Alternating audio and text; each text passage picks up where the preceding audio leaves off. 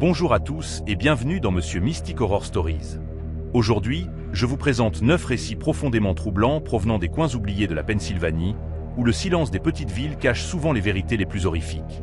Dans cet épisode, nous voyagerons à travers les ombres de communautés où le passé refuse de rester enterré et où l'inexplicable devient terrifiantement réel.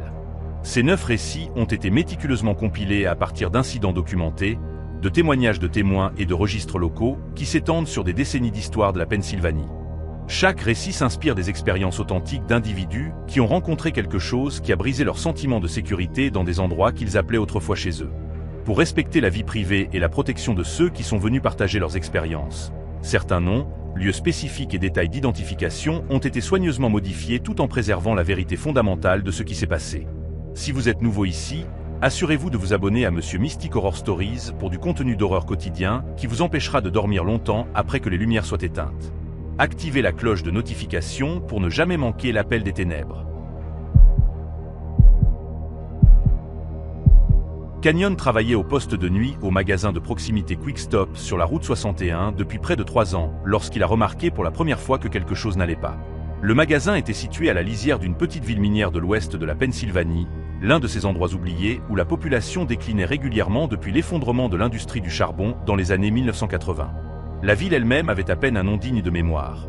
Juste un groupe de maisons délabrées, un bureau de poste qui fermait à midi et une poignée d'entreprises luttant pour survivre. La plupart des nuits au Quick Stop étaient calmes, ponctuées seulement par l'occasionnel camionneur s'arrêtant pour du café ou un habitant achetant des cigarettes avant de rentrer chez lui. Canyon ne dérangeait pas la solitude. Cela lui donnait du temps pour étudier pour ses cours en ligne, travaillant vers un diplôme qu'il espérait être son billet pour quitter cette ville mourante. Il y avait un client régulier qui venait presque chaque nuit vers 23 heures. Son nom était Gérald, un homme dans la fin de la cinquantaine avec des cheveux grisonnants et des mains teintées de noir de façon permanente par des décennies de travail dans les mines avant leur fermeture. Gérald était assez sympathique, achetant toujours la même chose, un paquet de Marlboro Rez, un billet de loterie et une tasse de café noir. Ils discutaient pendant quelques minutes de choses sans importance. La météo, les Steelers, comment la ville s'effaçait lentement dans l'oubli. Gérald avait une façon de parler qui faisait sentir Canyon moins seul pendant ses longs quarts de travail, comme avoir un rappel que d'autres personnes étaient encore éveillées et traversaient les ténèbres avec lui. Mais ensuite Gérald a cessé de venir. Au début, Canyon n'y a pas pensé beaucoup. Les gens changeaient leur routine tout le temps. Peut-être que Gérald avait finalement décidé d'arrêter de fumer ou avait trouvé un meilleur endroit pour acheter ses billets de loterie. Mais après qu'une semaine soit passée sans signe de lui, Canyon a commencé à se sentir mal à l'aise. Ce n'était pas seulement que Gérald avait disparu, c'était que personne ne semblait le remarquer ou s'en soucier. Canyon en a mentionné à quelques autres habitués, demandant s'ils avaient vu Gérald en ville, mais ils ont tous simplement haussé les épaules et dit qu'ils n'y avaient pas pensé. Une femme l'a même regardé comme s'il était fou d'en parler, comme si demander des nouvelles d'une personne disparue était d'une certaine manière inapproprié. 2 semaines se sont transformées en 3, et Canyon ne pouvait pas se débarrasser du sentiment que quelque chose n'allait pas. Il a essayé d'appeler la ligne de police non urgente pour signaler que Gérald n'avait pas été vu, mais la répartitrice semblait agacée par l'appel. Elle lui a dit que les adultes avaient le droit d'aller où ils voulaient sans rendre de compte à quiconque, et à moins qu'il y ait des preuves d'actes criminels, il n'y avait rien qu'ils puissent faire. Canyon a raccroché, se sentant frustré et impuissant. Il savait que la police dans cette ville était sous-staffée et surchargée de travail, mais cela ressemblait à ce qu'il rejetait ses préoccupations sans même prétendre s'en soucier. C'était une nuit froide de jeudi fin octobre, lorsque Canyon a décidé de faire quelque chose lui-même. Son quart de travail se terminait à 2 heures du matin, et au lieu de rentrer directement chez lui, il s'est retrouvé à se diriger vers la vieille section de la ville où Gérald vivait. Canyon y était allé une fois auparavant, rapportant un portefeuille que Gérald avait laissé sur le comptoir. La maison était une petite structure d'un seul étage avec de la peinture qui s'écaillait et un porche avant affaissé, niché au bout d'une route en gravier qui se terminait en impasse à l'entrée d'un des puits de mine abandonnés. La zone avait été clôturée il y a des décennies, mais la barrière en maille de chêne était rouillée et pleine de trous, et tout le monde savait que les gens y entraient encore de temps en temps, soit pour explorer, soit pour faire des choses qu'ils ne voulaient pas que d'autres voient. Canyon a garé sa voiture sur le côté de la route et a marché jusqu'à la maison de Gérald. Les fenêtres étaient sombres, et il y avait une pile de journaux sur le porche qui semblait s'être accumulée pendant des semaines. Canyon a frappé à la porte doucement d'abord, puis plus fort lorsqu'il n'y a eu aucune réponse. Il a essayé la poignée, mais elle était verrouillée. Il a fait le tour de la maison et a regardé par la fenêtre de la cuisine. Tout à l'intérieur semblait intact, mais il y avait une couche de poussière sur la table suggérant que personne n'y avait été depuis un moment. Canyon Ascenti Sun Pools SXLR. Quelque chose n'allait définitivement pas. Il est resté debout dans la cour arrière un moment, débattant de ce qu'il devait faire ensuite. C'est alors qu'il a remarqué le sentier. Il était à peine visible dans l'obscurité, juste une faible traînée d'herbe piétinée menant de l'arrière de la propriété de Gérald vers l'ancienne entrée de la mine. Canyon a sorti son téléphone et a allumé la lampe torche, suivant le sentier lentement. Plus il se rapprochait de la mine, plus ses instincts lui criaient de faire demi-tour, mais il continuait, poussé par un sentiment dévorant de responsabilité et la question obsédante de ce qui était arrivé à Gérald. L'entrée de la mine était une bouche noire béante dans le flanc de la colline, entourée de panneaux d'avertissement rouillés qui s'étaient effacés jusqu'à devenir illisibles depuis longtemps. Canyon est passé à travers une brèche dans la clôture et s'est tenu sur le seuil, projetant sa lumière dans l'obscurité.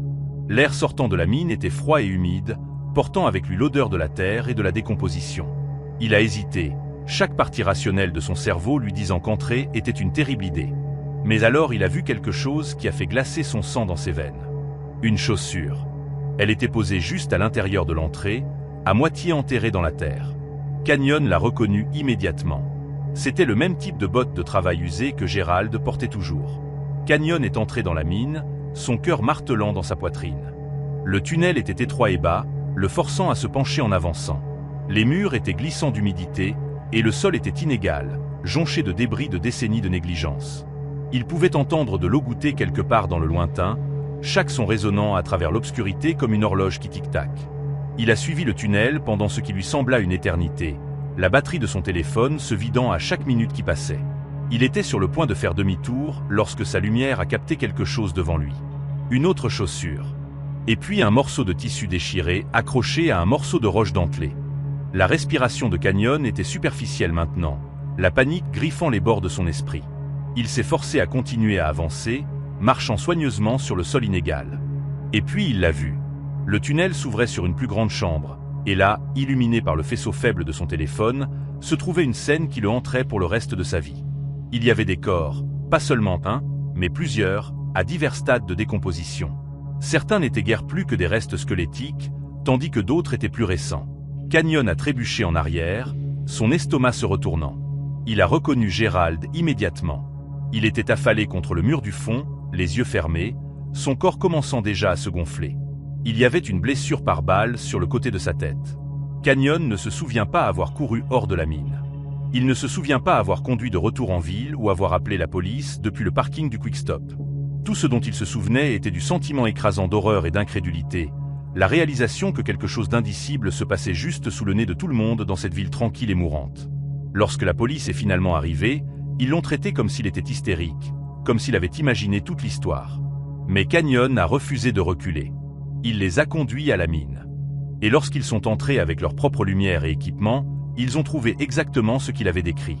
L'enquête qui a suivi a été chaotique et lente. La police d'État a été appelée et la mine a été scellée comme une scène de crime. Les équipes forensiques ont passé des semaines à fouiller la chambre, identifiant les restes et essayant de reconstituer ce qui s'était passé. Il s'est avéré que Gérald n'était pas la seule personne disparue de la région. Au cours des 15 dernières années, au moins 8 personnes avaient disparu sans laisser de traces. Tout étaient des hommes vivant seuls à la périphérie de la ville. La plupart étaient d'anciens mineurs, des gens qui étaient tombés dans les interstices de la société et dont les absences étaient passées inaperçues ou non signalées. Les corps dans la mine correspondaient aux descriptions de plusieurs de ces personnes disparues. Mais la partie la plus troublante de l'enquête était ce qu'ils ont trouvé au-delà des corps. Plus profondément dans la mine, la police a découvert des preuves d'activité criminelle à long terme.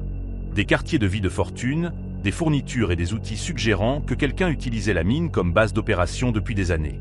Il y avait des carnets remplis d'observations détaillées, de listes de noms et d'horaires indiquant que le tueur avait traqué ses victimes pendant des semaines ou même des mois avant de les enlever.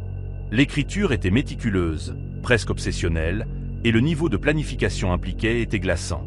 Celui qui avait fait cela n'agissait pas sur une impulsion. C'était calculé, méthodique et profondément dérangé. Canyon a été interrogé à plusieurs reprises par la police, et bien qu'il ne l'ait jamais traité comme un suspect, il pouvait dire que certains d'entre eux lui en voulaient d'être tombés sur la scène de crime. Cela compliquait leur enquête, disait-il, parce que sa présence avait potentiellement contaminé les preuves. Canyon s'en fichait. Il avait fait ce qu'il pensait être juste, et il avait potentiellement sauvé des vies en exposant ce qui se passait. Mais au fur et à mesure que les semaines se transformaient en mois, il est devenu clair que l'enquête piétinait. Malgré les preuves étendues trouvées dans la mine, la police était incapable d'identifier un suspect. Il n'y avait pas d'empreinte digitale, aucune correspondance ADN dans aucune base de données, et aucun témoin qui puisse fournir des informations utiles. Le manque de conclusion rongeait Canyon. Il ne pouvait pas arrêter de penser à Gérald, au fait qu'il venait dans le magasin chaque nuit, probablement sans avoir aucune idée que quelqu'un le surveillait, planifiant sa mort. Canyon a commencé à avoir des cauchemars, des rêves vivaces où il était de retour dans la mine, entouré de corps, incapable de trouver son chemin pour sortir. Il a cessé de bien dormir et ses notes dans ses cours en ligne ont commencé à baisser. Il a pensé à quitter son travail au Quick Stop, mais quelque chose l'a arrêté. Il sentait qu'il devait Gérald et aux autres victimes de continuer à se présenter, de continuer à être présent à l'endroit où leur vie avait croisé la sienne. Une nuit, environ 6 mois après la découverte, Canyon travaillait à son quart habituel lorsqu'un homme qu'il n'avait jamais vu auparavant est entré dans le magasin. Il était grand et mince avec une peau pâle et des yeux sombres qui semblaient s'attarder sur Canyon un moment de trop. L'homme n'a rien dit, a juste pris une bouteille d'eau et un paquet de chips et les a apportés au comptoir. Canyon les a encaissés, essayant d'ignorer la sensation inconfortable de picotement à l'arrière de son cou. Alors que l'homme payait, il a regardé directement Canyon et a souri. Un sourire lent et délibéré qui n'atteignait pas ses yeux. Puis il est parti, disparaissant dans l'obscurité dehors. Canyon est resté figé derrière le compteur, son cœur battant la chamade. Il y avait quelque chose chez cet homme, quelque chose qui n'allait pas. Il ne pouvait pas l'expliquer, mais il le sentait dans ses tripes. Le même instinct qui l'avait poussé à enquêter sur la disparition de Gérald. Canyon a immédiatement ouvert les images des caméras de sécurité et a regardé l'enregistrement de l'homme entrant et sortant du magasin. Il a zoomé sur le visage de l'homme, essayant de capturer autant de détails que possible, puis a sauvegardé le fichier et l'a envoyé au détective qui dirigeait l'enquête sur les meurtres de la mine. Le détective l'a rappelé le lendemain. Ils enquêtaient, a-t-il dit, mais il n'y avait rien de concret sur quoi s'appuyer. L'homme avait payé en espèces, donc il n'y avait aucune trace de carte de crédit, et la plaque d'immatriculation de sa voiture était obscurcie par de la boue. Canyon a senti une vague de frustration l'envahir. Il savait au fond de lui que l'homme qui était venu dans le magasin était lié au meurtre. Il ne pouvait pas le prouver, mais il pouvait le sentir. Au cours des semaines suivantes, Canyon est devenu hyper vigilant, regardant chaque client qui entrait dans le magasin avec suspicion. Il a commencé à tenir un registre personnel de toute personne qui semblait même légèrement déplacée, notant leur apparence, l'heure à laquelle ils entraient et ce qu'ils achetaient. Il savait que c'était probablement paranoïaque, mais il ne pouvait pas s'en empêcher. La peur que le tueur soit encore dehors, encore à surveiller, encore à chasser, le consumait. Il a cessé de sortir après le travail, a cessé de socialiser avec les quelques amis qu'il avait en ville. Il est devenu prisonnier de sa propre anxiété, incapable d'échapper à la connaissance que le mal vivait parmi eux depuis toujours, caché en pleine vue. L'affaire reste officiellement non résolue à ce jour. La police a suivi des dizaines de pistes, interviewé des centaines de personnes et analysé chaque pièce à conviction trouvée dans la mine. Mais ils n'ont jamais fait d'arrestation. Les corps ont été identifiés et rendus à leurs familles, et l'entrée de la mine a été scellée de façon permanente avec du béton. La ville a essayé de passer à autre chose, de prétendre que rien ne s'était passé. Mais Canyon savait mieux. Il savait que quelque part dehors, la personne responsable était encore libre, vivant toujours parmi eux, peut-être même entrant dans son magasin tard dans la nuit avec ce même sourire froid et délibéré. Canyon a finalement terminé son diplôme et a déménagé de la ville, incapable de supporter le poids de ce qu'il avait découvert. Mais même maintenant, des années plus tard, il pense toujours à Gérald et aux autres. Il se demande s'il aurait pu faire quelque chose plus tôt, s'il aurait pu sauver la vie de Gérald s'il avait agi sur ses instincts plus tôt. Et il se demande si l'homme qui est venu dans le magasin cette nuit-là était le tueur, s'il se moquait de Canyon, le défiant de comprendre. Les questions le hantent et il sait qu'elles le hanteront toujours, parce que certains mystères ne sont jamais résolus et certains mots ne sont jamais traduits en justice. Il continue simplement d'exister, rôdant dans l'ombre, attendant la prochaine opportunité de frapper. Sedona avait vécu sur la même ferme rurale de Pennsylvanie pendant toute sa vie. Une propriété étendue qui se trouvait à quelques kilomètres de la lisière de la forêt nationale d'Allegheny. La terre était dans sa famille depuis 4 générations, transmise de son arrière-grand-père, qui avait défriché les champs et construit la grange originale de ses propres mains dans les années 1920. Sedona avait grandi entouré par les rythmes de la vie à la ferme, les nourrissages tôt le matin, le cycle sans fin de plantation et de récolte, et la beauté tranquille de vivre si loin du bruit de la civilisation. Elle connaissait chaque centimètre de la propriété, chaque ligne d'arbre, chaque lit de ruisseau, chaque ombre qui se déplaçait à travers les champs à différentes heures de la journée. Ou du moins elle le pensait. C'était fin octobre, le genre de nuit d'automne fraîche où l'air sentait la fumée de boîtes et les feuilles mortes. Sedona avait travaillé tard à la clinique vétérinaire en ville, remplaçant un collègue qui avait appelé malade. Au moment où elle a terminé son quart et commencé le trajet de retour, il était presque minuit. Les routes menant à sa ferme étaient étroites et sinueuses, coupant à travers une forêt dense où la canopée était si épaisse que même pendant la journée, la lumière du soleil atteignait à peine le sol. La nuit, l'obscurité était absolue, brisée seulement par les faisceaux jumeaux de ses phares et l'occasionnel paire d'yeux brillants appartenant à un cerf ou un raton laveur pris dans la lumière. Sedona avait fait ce trajet des milliers de fois auparavant, et elle savait qu'elle devait faire attention, surtout pendant la saison de chasse où les animaux étaient plus actifs et imprévisibles. Elle gardait sa vitesse lente, ses yeux balayant la route devant elle à la recherche de tout signe de mouvement. Elle était à environ 5 km de sa maison lorsque quelque chose a traversé la route devant elle. Son pied a heurté la pédale de frein instinctivement, le camion dérapant légèrement sur le gravier avant de s'arrêter. Son cœur battait, l'adrénaline affluant dans ses veines. Elle s'attendait à voir un cerf s'enfuir dans les arbres, mais quand elle a regardé, il n'y avait rien, juste la route vide et le mur d'obscurité de chaque côté. Sedona est restée assise un moment, les mains agrippant le volant, essayant de calmer sa respiration. Elle se disait que c'était probablement un cerf, que l'obscurité avait joué des tours à sa perception, le faisant paraître plus grand ou plus étrange qu'il ne l'était vraiment. Mais quelque chose dans la façon dont la créature s'était déplacée, la façon dont elle avait traversé la route en quelques longues enjambées, ne lui convenait pas. C'était trop grand, trop rapide, trop délibéré. Elle a secoué la tête, essayant de repousser cette pensée, et a recommencé à conduire. Elle devait rentrer chez elle, devait vérifier les animaux, devait dormir. Lorsqu'elle est arrivée dans l'allée, tout semblait normal. La lumière du porche était allumée, projetant une lueur chaude sur l'avant de la maison. La grange se dressait au loin, une silhouette sombre contre le ciel étoilé. Sedona a garé le camion et a marché jusqu'à la grange pour faire une vérification rapide du bétail avant d'entrer. Elle avait 6 vaches, une poignée de poules et 2 chevaux, des animaux qui faisaient partie de sa vie aussi longtemps qu'elle pouvait se souvenir. Elle a ouvert la porte de la grange et a allumé la lumière, et a immédiatement su que quelque chose n'allait pas. Les chevaux étaient agités, se déplaçant nerveusement dans leur box, les oreilles plaquées en arrière et les yeux écarquillés. Les vaches étaient regroupées dans le coin le plus éloigné, respirant lourdement, leur comportement normalement calme remplacé par une peur visible. Sedona s'est déplacé rapidement, vérifiant chaque animal pour des signes de blessure ou de maladie, mais ils semblaient tous physiquement bien. Quoique les ait effrayés, ce n'était pas quelque chose qu'elle pouvait voir. Elle a passé près d'1 heure dans la grange, parlant doucement aux animaux, essayant de les calmer. Finalement, leur respiration s'est ralentie et ils ont commencé à se calmer. Sedona a verrouillé solidement la porte de la grange et est retournée à la maison, mais le sentiment d'inquiétude dans ses tripes refusait de partir. Le lendemain matin, Sedona s'est réveillée au son de son coq chantant, un bruit familier et réconfortant qui signifiait habituellement que tout allait bien. Mais quand elle est sortie pour nourrir les poules, elle a remarqué quelque chose qui l'a fait s'arrêter net. Il y avait des empreintes dans la boue près de la porte de la grange, grandes et profondes, avec des marques de griffes distinctes à l'extrémité de chaque orteil. Ce n'étaient pas des empreintes de cerf, et ce n'étaient pas des empreintes d'ours. Elles étaient trop étroites, trop canines, mais bien trop grandes pour appartenir à n'importe quel chien ou coyote qu'elle avait jamais vu. Chaque empreinte faisait facilement la taille de sa main, pressée profondément dans la terre molle, comme si ce qui les avait faites était incroyablement lourd. Sedona s'est accroupie, examinant les empreintes de plus près.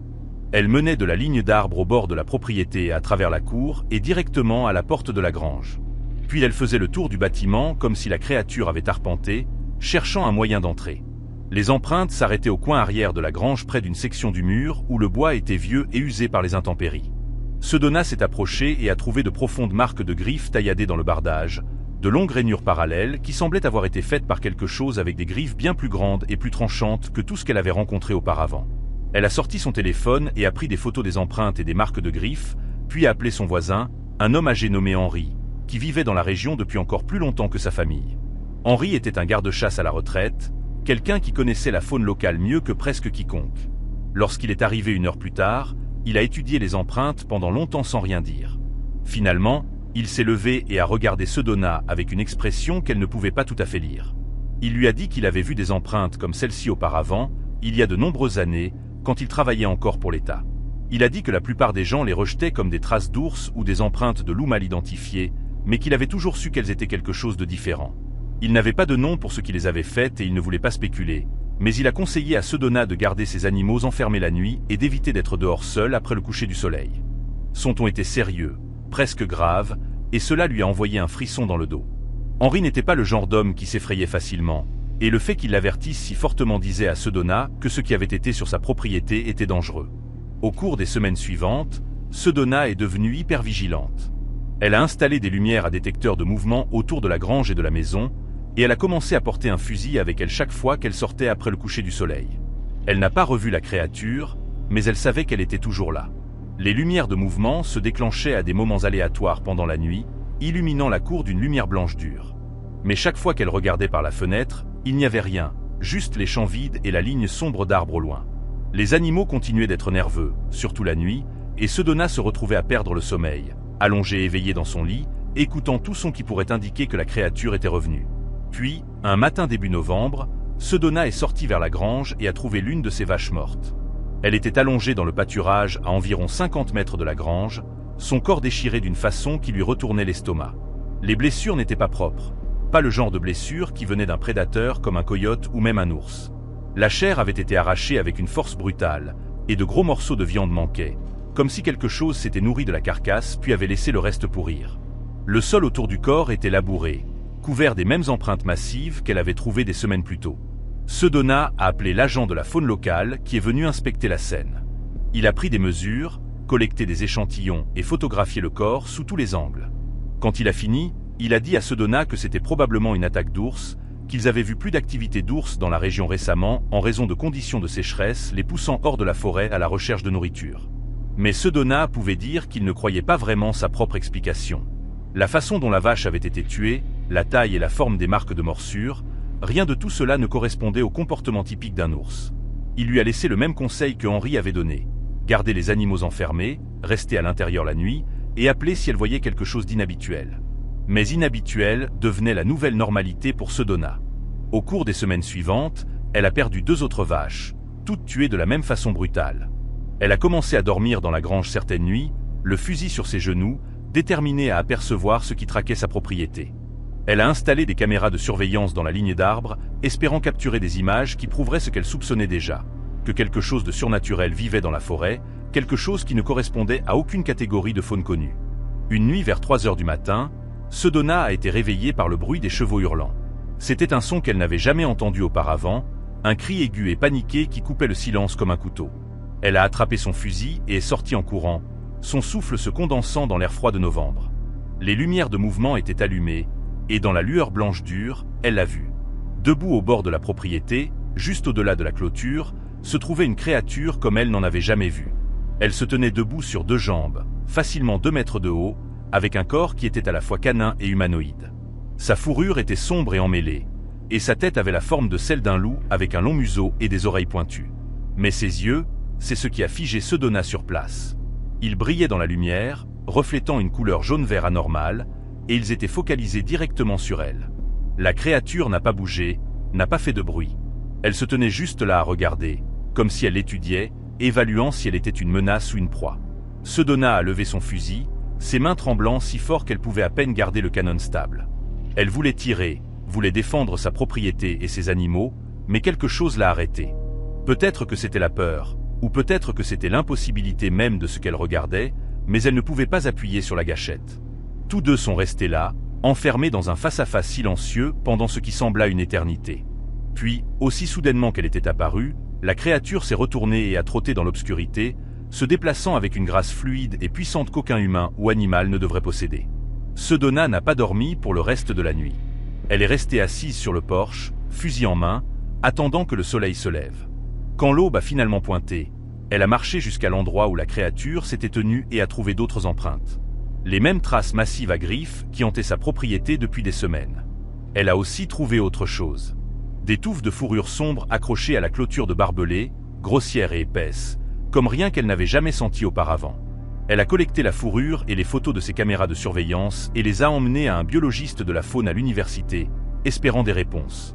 Le biologiste a examiné les preuves attentivement, faisant des tests sur la fourrure et analysant les photos.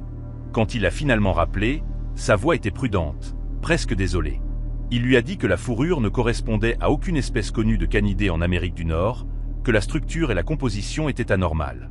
Les photos, bien que trop sombres et floues pour montrer des détails définitifs, montraient clairement quelque chose de grand et bipède se déplaçant à travers les arbres. Il ne pouvait ou ne voulait pas offrir d'explication. Il a suggéré qu'elle contacte un cryptozoologiste, quelqu'un qui se spécialisait dans les animaux inexpliqués. Mais Sedona pouvait dire qu'il pensait qu'elle perdait son temps. Sedona n'a jamais contacté de cryptozoologiste. Elle n'avait pas besoin que quelqu'un lui dise que ce qu'elle avait vu était réel. Elle le savait dans ses os, dans la façon dont ces animaux réagissaient, dans la peur qui s'installait sur sa propriété comme un linceul. Elle a continué à perdre du bétail sporadiquement au cours de l'année suivante, toujours de la même façon brutale, toujours accompagnée de ses empreintes massives. Elle a installé plus de caméras, plus de lumière, plus de clôtures, mais rien de tout cela ne semblait faire de différence. Quoi que soit la créature, elle venait et partait comme elle le voulait, et il n'y avait rien qu'elle puisse faire pour l'arrêter. Finalement, Sedona a cessé d'en parler. Les gens en ville pensaient déjà qu'elle était paranoïaque, et les quelques fois où elle avait mentionné la créature, elle avait été accueillie avec scepticisme ou moquerie ouverte. Alors elle l'a gardée pour elle, vivant avec la connaissance que quelque chose d'inexpliqué et de dangereux partageait sa terre.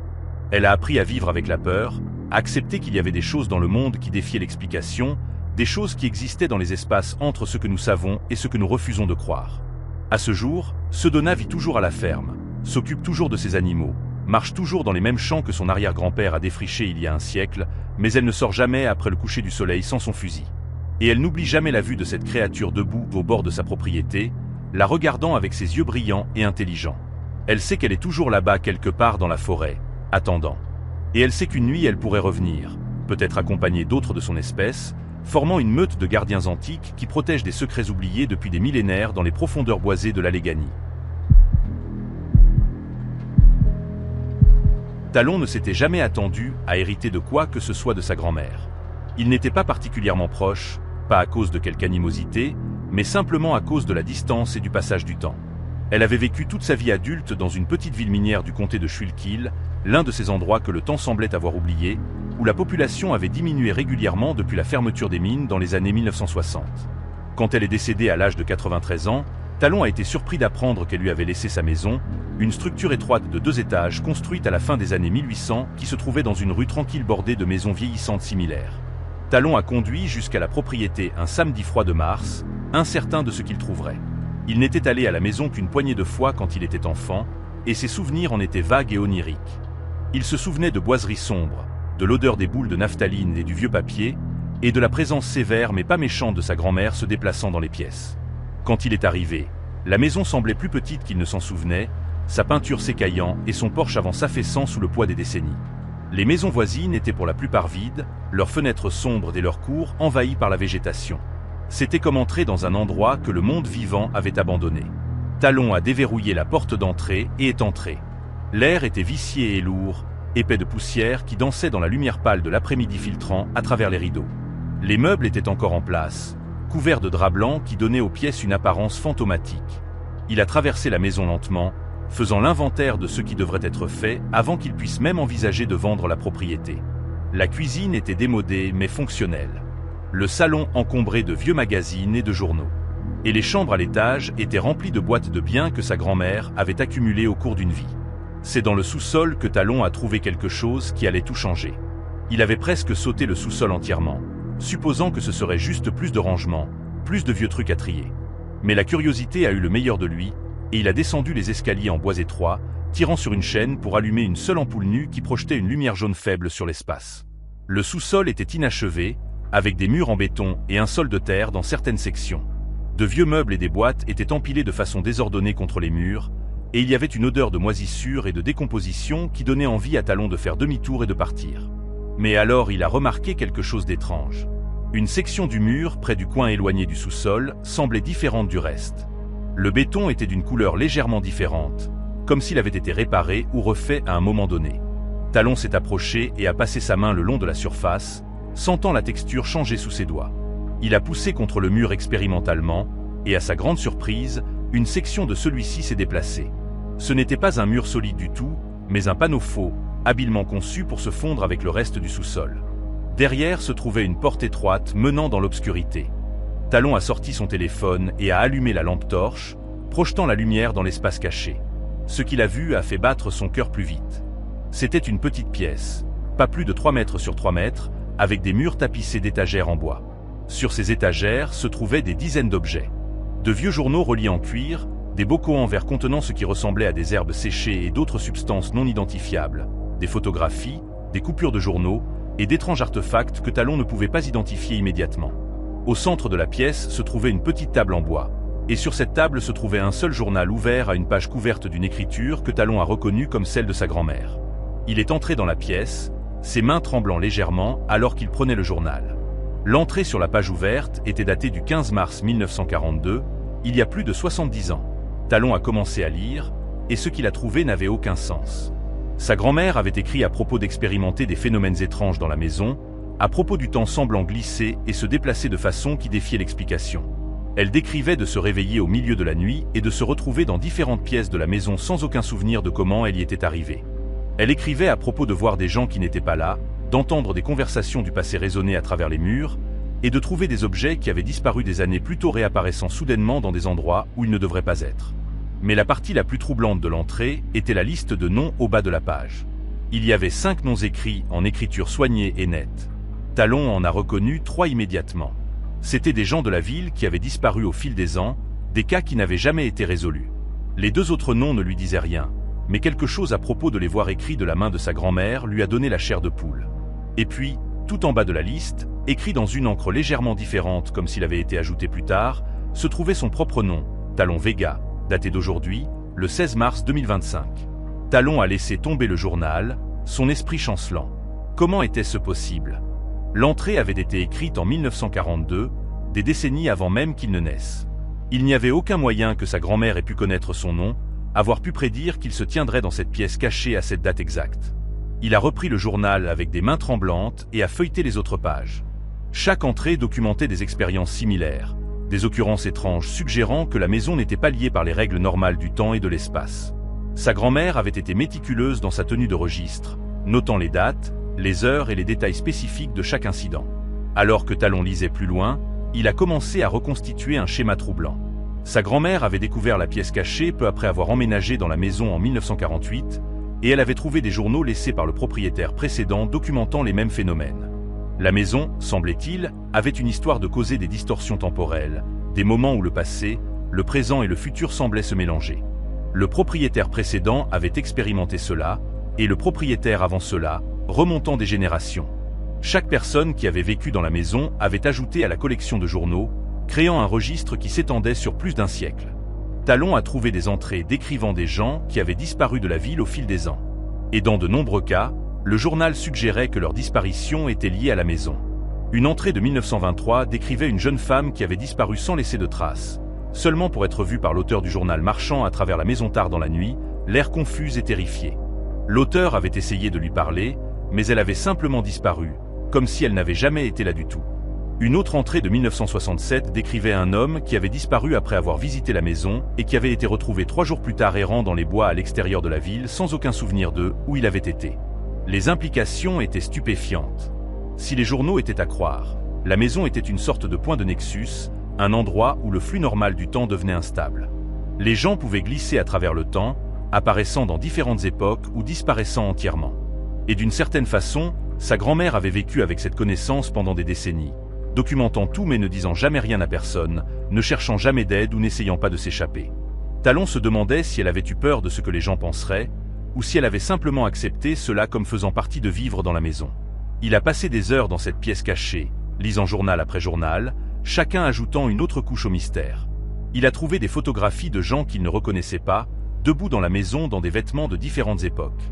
Il a trouvé des coupures de journaux sur les affaires de personnes disparues, dont beaucoup avaient été rejetés comme des fugueurs ou des mystères non résolus. Et il a trouvé des artefacts qui semblaient n'avoir aucune explication logique pour leur existence. Une montre de poche qui s'était arrêtée exactement à 3h47, mais dont les aiguilles bougeaient en arrière quand il la tenait. Un miroir qui reflétait des images qui n'étaient pas réellement dans la pièce. Et une petite boîte contenant ce qui ressemblait à des fragments de lettres écrites dans des langues qu'il ne pouvait pas lire. Alors que le soleil commençait à se coucher, Talon a réalisé qu'il était dans le sous-sol depuis près de 4 heures. Il a rassemblé plusieurs des journaux et les a montés à l'étage, ayant l'intention de les lire plus attentivement dans une meilleure lumière. Mais alors qu'il montait les escaliers, il a entendu quelque chose qui l'a figé. C'était le bruit de pas venant de l'étage au-dessus de lui. Des pas lents et délibérés se déplaçant à travers le couloir de l'étage. La première pensée de Talon était que quelqu'un s'était introduit dans la maison, mais la porte d'entrée était toujours verrouillée, et il n'avait entendu personne entrer.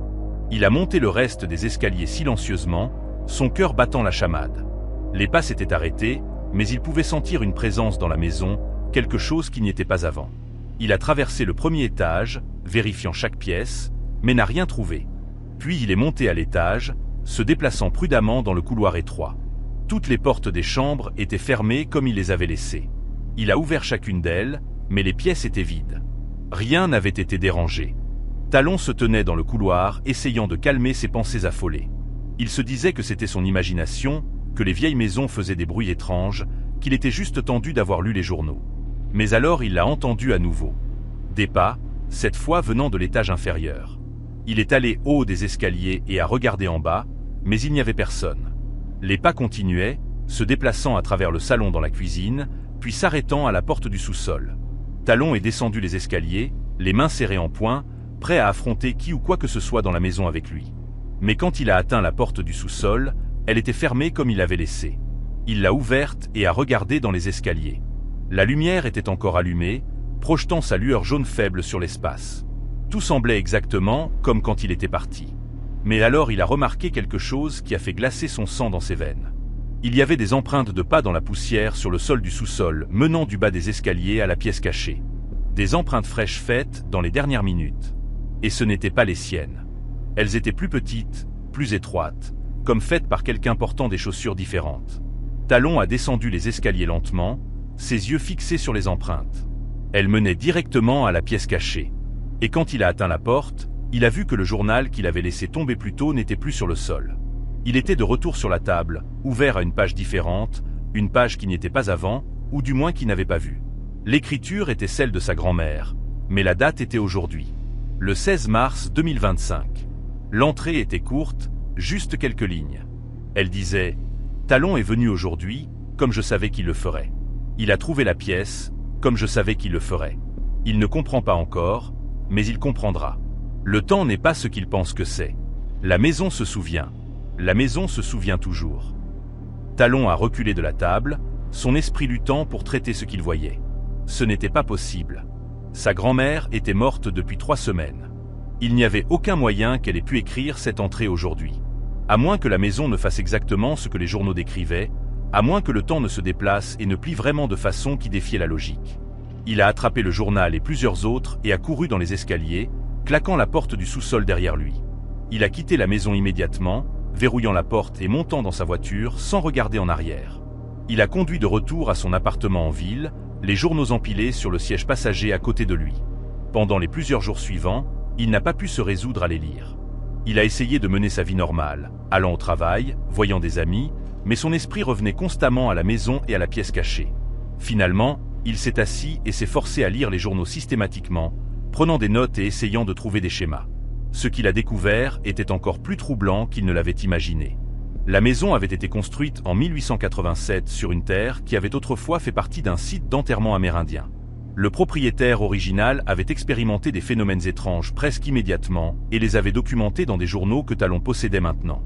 Au fil des ans, des dizaines de personnes avaient vécu dans la maison et beaucoup d'entre elles avaient rapporté des expériences similaires. Mais ce qui les reliait tous était une date spécifique, le 16 mars. À cette date chaque année, les distorsions temporelles semblaient s'intensifier. Les gens disparaissaient, les objets bougeaient d'eux-mêmes, et les frontières entre le passé et le futur devenaient dangereusement minces. Talon a réalisé avec une horreur croissante que sa grand-mère savait cela. Elle avait su qu'il hériterait de la maison, qu'il trouverait la pièce, et qu'il découvrirait la vérité le 16 mars. Elle avait vécu avec cette connaissance pendant des décennies, documentant tout, attendant le moment où tout cela lui serait transmis. Et maintenant, il faisait partie du schéma. Son nom était dans les journaux écrits 70 ans avant qu'il ne naisse. Il était connecté à la maison maintenant de façon qu'il ne comprenait pas complètement. Il a essayé de vendre la maison, mais chaque acheteur potentiel se retirait au dernier moment, citant des raisons vagues ou simplement disparaissant sans explication. Il a essayé de la faire démolir, mais les entrepreneurs refusaient d'y travailler après avoir visité le site. C'était comme si la maison se protégeait elle-même, s'assurant qu'elle continuerait d'exister, continuerait de piéger les gens dans sa toile d'anomalies temporelles. Talon a scellé la porte du sous-sol avec du béton, mais il savait que cela n'aurait pas d'importance. La maison trouverait un moyen. La maison trouvait toujours un moyen. À ce jour, Talon possède toujours la maison dans le comté de Schuylkill. Il n'est jamais retourné à l'intérieur, mais il en rêve presque chaque nuit. Des rêves où il marche à travers les pièces, cherchant quelque chose qu'il ne peut nommer, tandis que la voix de sa grand-mère résonne à travers les murs, lui disant que le temps n'est pas linéaire, que le passé et le futur existent simultanément, et qu'il fait déjà partie du schéma. Il se réveille en sueur, désorienté, incertain de où il est ou quand il est. Et il se demande chaque jour si le prochain 16 mars sera le jour où il disparaîtra, juste comme les autres, emporté dans les replis du temps par une maison qui existe à cheval sur les siècles, une prison temporelle construite sur des terres sacrées profanées. Marisol avait toujours été attirée par l'histoire, par les vieux bâtiments et les histoires qu'ils contenaient dans leurs murs. Alors quand elle a trouvé une maison de l'époque coloniale à vendre dans une petite ville à seulement 25 km de Gettysburg, cela ressemblait au destin. La maison avait été construite en 1847, juste 14 ans avant que la guerre civile ne déchire la nation et ne laisse une marque indélébile sur le paysage environnant. L'agent immobilier avait été franc à propos de la propriété nécessitant des travaux. La plomberie était démodée, le toit avait besoin de réparation et l'intérieur n'avait pas été rénové depuis les années 1970. Mais Marisol voyait au-delà de tout cela. Elle voyait les planchers de bois franc originaux, le manteau de cheminée sculpté à la main au-dessus de la cheminée, et la fondation en pierre qui tenait debout depuis près de 2 siècles. Elle a fait une offre ce même jour. Déménager dans la maison a pris plusieurs semaines. Marisol vivait à 1 heure de distance et ne pouvait travailler sur la propriété que les week-ends, apportant des boîtes de ses biens et transformant lentement les pièces vides en une maison. Les premières visites ont été sans incident, remplies des tâches mondaines de nettoyage, de peinture et d'arrangement de meubles. Mais lors de son 4e séjour de nuit, quelque chose a changé. Marisol s'est réveillée au milieu de la nuit au bruit de pas. Pas le grincement d'une vieille maison qui se tasse, mais des pas distincts et rythmés comme quelqu'un marchant avec détermination à travers le plancher au-dessus de sa chambre. Elle est restée parfaitement immobile dans l'obscurité, son cœur battant, écoutant. Les pas se sont déplacés d'un bout du couloir de l'étage à l'autre, puis se sont arrêtés. Marisol a attendu, respirant à peine, mais le son n'est pas revenu. Elle s'est dit que c'était juste la maison s'ajustant aux températures changeantes, que les vieux bâtiments faisaient des bruits étranges, mais l'explication semblait creuse, et elle ne pouvait pas se débarrasser du malaise qui s'installait sur elle comme une couverture lourde. La nuit suivante, c'est arrivé à nouveau. Cette fois, les pas étaient accompagnés d'autres sons. Le cliquetis faible de métal, comme des chaînes ou des boucles étant attachées, et un murmure bas de voix, trop distante et étouffée pour distinguer des mots individuels. Marisol s'est levée du lit et s'est tenue au bas des escaliers, regardant dans l'obscurité du 2e étage. Les sons venaient de la chambre principale, la pièce qu'elle n'avait pas encore meublée où elle n'avait passé aucun temps. Elle a monté les escaliers lentement, sa main glissant le long de la rampe, et a poussé la porte. La pièce était vide, juste des murs nus et des planchers poussiéreux. Mais l'air semblait différent, plus lourd d'une certaine façon, chargé d'une présence que Marisol ne pouvait pas expliquer. Elle est restée dans l'embrasure de la porte un long moment, balayant les ombres, mais n'a rien vu. Les sons s'étaient arrêtés au moment où elle a ouvert la porte, comme si ce qui les avait faits avait simplement disparu. Marisol est sortie en reculant de la pièce et est retournée au lit, mais elle n'a pas dormi pour le reste de la nuit. Au cours des semaines suivantes, les phénomènes se sont intensifiés. Les pas sont devenus une occurrence nocturne, toujours dans le même schéma, se déplaçant toujours à travers le couloir de l'étage et s'arrêtant à la chambre principale. Mais maintenant il y avait d'autres sons aussi. Marisol a commencé à entendre ce qui ressemblait à des bottes marchant en formation, des dizaines d'ailes se déplaçant à travers la maison avec une précision militaire. Le son commençait faible comme s'il venait d'une grande distance, puis devenait plus fort jusqu'à ce qu'il semble que les marcheurs soient juste devant sa porte de chambre. Et puis, aussi soudainement, le son s'estomperait, ne laissant que le silence. Une nuit, Marisol a entendu quelque chose qui a fait glacer son sang dans ses veines. Le boom inconfondable d'un canon. C'était distant mais clair, résonnant à travers la maison comme le tonnerre. Elle s'est assise dans son lit, ses mains agrippant les draps, et a écouté alors que le son se répétait encore et encore, chaque explosion faisant trembler les fenêtres dans leur cadre. Entre les explosions de canon, elle pouvait entendre des cris, des voix d'hommes donnant des ordres, et le claquement sec de tirs d'armes à feu. Cela ressemblait à une bataille se déroulant juste à l'extérieur de sa maison. Mais quand elle a regardé par la fenêtre, il n'y avait rien, juste la rue tranquille et les formes sombres des maisons voisines. Marisol a commencé à rechercher l'histoire de la propriété, passant des heures à la bibliothèque locale et à la société historique, parcourant de vieilles cartes et registres. Ce qu'elle a découvert lui a donné la chair de poule. La maison avait été construite sur une terre qui avait été utilisée comme hôpital de campagne pendant la bataille de Gettysburg. En juillet 1863, des milliers de soldats blessés avaient été amenés dans la région, et beaucoup d'entre eux avaient été traités dans des hôpitaux de fortune installés dans des maisons et des granges. La propriété où se trouvait maintenant la maison de Marisol avait été l'un de ces endroits. Les registres indiquaient que des chirurgies y avaient été pratiquées, principalement des amputations faites sans anesthésie ni hygiène appropriée. Beaucoup de soldats étaient morts de leurs blessures ou d'infections, et leurs corps avaient été enterrés dans des fosses communes à proximité avant d'être relocalisés dans le cimetière national des années plus tard. Armée de cette connaissance, Marisol a ressenti un étrange mélange d'émotions. Une partie d'elle était horrifiée par ce qui s'était passé sur la Terre, par la souffrance et la mort qui avaient eu lieu dans les mêmes murs où elle vivait maintenant. Mais une autre partie d'elle ressentait une profonde tristesse et empathie pour les hommes qui y étaient morts, loin de chez eux, dans une douleur inimaginable. Elle a commencé à voir les sons non pas comme quelque chose à craindre, mais comme des échos d'un traumatisme si profond qu'il s'était imprégné dans le tissu même de la maison, se reproduisant encore et encore comme un enregistrement qui ne pouvait pas être arrêté. Mais comprendre la source des phénomènes ne rendait pas la vie avec eux plus facile. Les sons ont continué et ils ont commencé à être accompagnés de manifestations visuelles. Marisol a commencé à voir des figures sombres se déplaçant à travers la maison, toujours du coin de l'œil, disparaissant toujours quand elle essayait de regarder directement. Elles apparaissaient le plus souvent dans le couloir et sur les escaliers, des formes grandes qui semblaient porter des uniformes et transporter des fusils ou d'autres équipements. Une nuit, elle s'est réveillée pour trouver une figure debout au pied de son lit, juste une silhouette dans l'obscurité, parfaitement immobile et silencieuse. Elle est restée figée, trop terrifiée pour bouger ou parler. Et après ce qui sembla une éternité, la figure s'est simplement estompée, se dissolvant dans les ombres. La rencontre la plus troublante s'est produite une nuit humide de juillet, presque exactement 162 ans après la bataille de Gettysburg. Marisol était allongée dans son lit, incapable de dormir à cause de la chaleur oppressante, quand elle a entendu un son qui l'a fait se redresser d'un coup. C'étaient des cris, le genre de cris crus et agonisants qui viennent de quelqu'un dans une douleur insupportable. Le son venait de la chambre principale à l'étage, la même pièce où elle avait entendu les pas et les voix auparavant. Marisol a attrapé son téléphone et a allumé la lampe torche, puis s'est forcée à monter les escaliers. Les cris sont devenus plus forts alors qu'elle approchait de la pièce, et avec eux sont venus d'autres sons. Le murmure frénétique de voix, le cliquetis d'instruments métalliques, et un son humide et si qui lui retournait l'estomac. Marisol a poussé la porte, et pendant juste un moment, elle l'a vue. La pièce n'était plus vide. Il y avait une table en bois rudimentaire au centre, et dessus gisait un jeune homme, son visage déformé par l'agonie, sa jambe tordue et ensanglantée. L'entourant étaient plusieurs hommes en tablier tachés de sang, l'un d'eux tenant une scie, se préparant à amputer le membre ruiné. La scène n'a duré qu'une seconde, juste assez longtemps pour que Marisol enregistre ce qu'elle voyait. Et puis c'était parti. La pièce était à nouveau vide, juste des murs nus et la lumière de la lune filtrant à travers la fenêtre. Marisol a trébuché en arrière, sa main pressée contre sa bouche, luttant contre l'envie de vomir. Elle n'avait pas seulement entendu le passé. Elle l'avait vu aussi clairement que si cela se passait en temps réel. La réalisation qu'elle vivait dans un endroit où de telles horreurs s'étaient produites, où des hommes avaient souffert et étaient morts dans des conditions qu'elle pouvait à peine imaginer, était presque trop à supporter. Elle a passé le reste de la nuit assise dans sa voiture dans l'allée, incapable de rentrer à l'intérieur.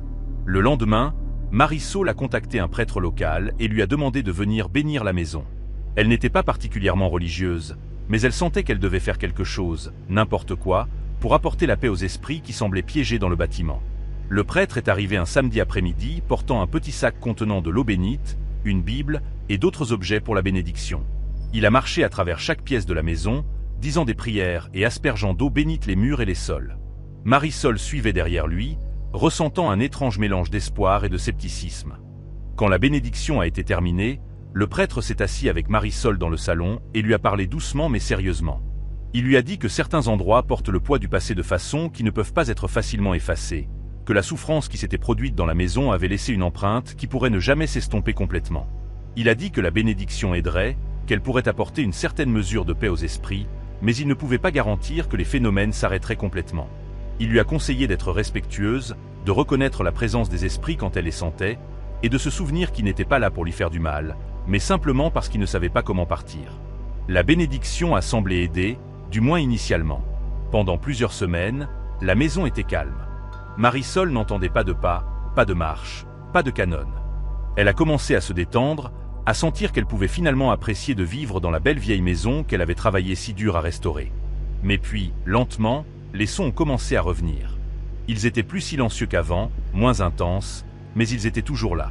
Les pas dans le couloir, le murmure de voix, l'occasionnel boom distant qui pourrait être le tonnerre ou pourrait être quelque chose d'autre. Marisol a pris une décision. Elle ne pouvait pas quitter la maison. Elle y avait investi trop de temps et d'argent. Et malgré tout, elle l'aimait toujours. Au lieu de cela, elle apprendrait à coexister avec les esprits. Elle a commencé à leur parler à voix haute, reconnaissant leur présence, les remerciant pour leur service et leur sacrifice. Elle a placé des fleurs dans la chambre principale à l'endroit où elle avait vu la table chirurgicale comme un petit mémorial pour les hommes qui y étaient morts. Et quand elle entendait les sons la nuit, elle ne ressentait plus la peur. Au lieu de cela, elle ressentait une profonde tristesse douloureuse pour les vies qui avaient été coupées court, pour la douleur qui avait été endurée dans ces murs. Au fil du temps, Marisol a remarqué que les phénomènes semblaient répondre à sa reconnaissance. Les sons sont devenus moins fréquents, moins intenses, comme si les esprits se calmaient, trouvant une certaine mesure de paix. Elle entendait encore occasionnellement les pas, voyait encore les figures sombres du coin de l'œil, mais elle ne la remplissait plus d'effroi. Elle faisait simplement partie de la maison, partie de son histoire, et elle avait appris à les accepter. Les amis et les membres de la famille qui visitaient la maison rapportaient parfois se sentir mal à l'aise, sentant une présence qu'ils ne pouvaient pas expliquer. Marisol ne leur disait jamais les esprits, à moins qu'ils ne demandent directement. Elle ne voulait effrayer personne, et elle avait appris que la plupart des gens n'étaient pas prêts à croire en des choses qu'ils ne pouvaient pas voir ou comprendre. Mais pour ceux qui étaient ouverts, elle partageait l'histoire de la propriété, les histoires des hommes qui y avaient été traités, et la croyance qu'une partie d'eux n'était jamais vraiment partie. Marisol vit toujours dans la maison à ce jour. Elle a terminé la plupart des rénovations, la transformant en une maison chaleureuse et accueillante qui honore à la fois son passé et son présent. Certaines nuits, surtout en juillet, elle entend encore les sons de bottes marchands et de canons distants.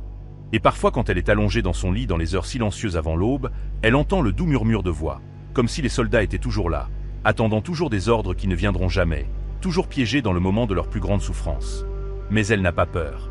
Elle a appris à vivre avec le passé, à l'honorer, et à se souvenir que les murs des vieilles maisons contiennent plus que des souvenirs. Ils contiennent les échos de vies vécues et perdues.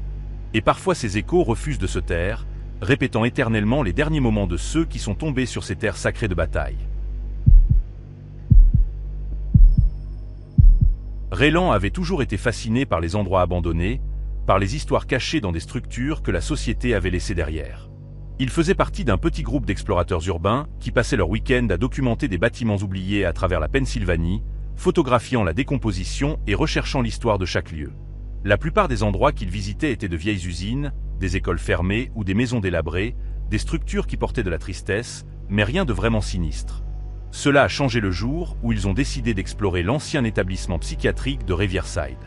L'établissement se trouvait à la périphérie d'une petite ville de moulins dans l'ouest de la Pennsylvanie, un complexe étendu de bâtiments en briques rouges entouré d'une clôture en mailles de chêne rouillé qui avait été brisée en des dizaines d'endroits au fil des ans. L'hôpital avait fermé en 1994 après des décennies de financement déclinant et d'allégations croissantes de maltraitance des patients.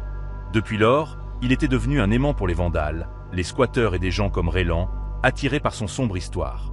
Raylan voulait explorer l'établissement depuis des années, mais avait toujours été découragé par la police locale qui patrouillait régulièrement dans la zone et était connue pour arrêter les intrus. Mais un samedi gris d'octobre, Raylan et 3 de ses amis ont décidé de prendre le risque. Ils ont garé leur voiture à 1 km de distance et ont approché l'établissement à pied, restant près de la ligne d'arbres jusqu'à ce qu'ils atteignent une section de clôture qui avait été complètement déchirée. La propriété était massive, avec de multiples bâtiments reliés par des passages couverts et des tunnels souterrains.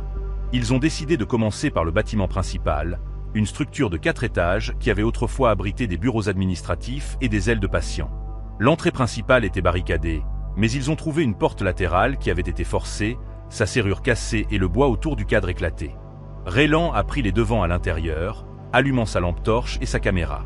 L'intérieur était un désordre, des décennies de négligence et de vandalisme ayant fait leur effet.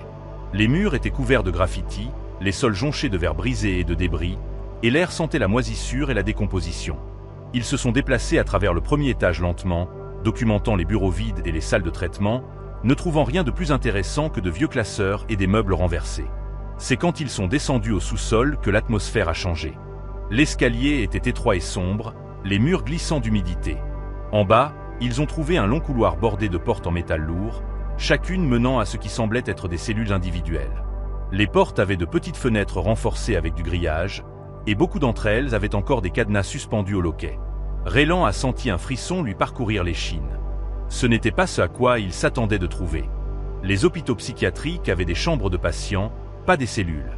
Cela ressemblait plus à une prison. Ils ont commencé à ouvrir les portes une par une, projetant leur lumière dans chaque pièce. La plupart étaient vides, juste des sols en béton et des murs nus, mais certaines contenaient des vestiges troublants du passé. Dans une pièce, ils ont trouvé des contraintes boulonnées au mur, des sangles en cuir avec des boucles métalliques conçues pour maintenir une personne en place. Dans une autre, il y avait un cadre de lit métallique avec plus de contraintes attachées, le genre utilisé pour immobiliser complètement les patients. Raylan a pris des photographies, ses mains tremblant légèrement. Il avait lu à propos des abus qui s'étaient produits dans les vieux établissements psychiatriques, l'utilisation de contraintes physiques et d'isolement comme forme de traitement, mais voir les preuves de ses propres yeux était profondément troublant. Puis ils ont trouvé la pièce au bout du couloir. Contrairement aux autres, cette porte était plus récente, le métal moins corrodé, et elle avait une serrure à verrou lourd qui était encore engagée. L'un des amis de Raylan, un homme nommé Marcus, a sorti un pied de biche de son sac à dos et a forcé la serrure. La porte s'est ouverte en grinçant, révélant un espace qui les a tous fait s'arrêter et regarder. Cette pièce était différente. Elle était plus grande que les autres, et elle n'était pas vide. Contre un mur se trouvait une table d'examen métallique avec des étriers tachés et rouillés. À côté se trouvait un chariot rempli d'instruments médicaux, des scalpels, des pinces et d'autres outils qui semblaient chirurgicaux par nature.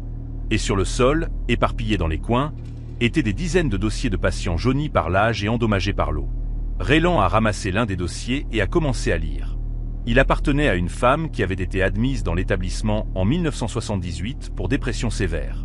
Les notes détaillaient son traitement, qui incluait une thérapie par électrochoc, des médicaments expérimentaux et quelque chose décrit seulement comme des procédures spéciales. L'écriture était clinique et détachée, mais le contenu était horrible.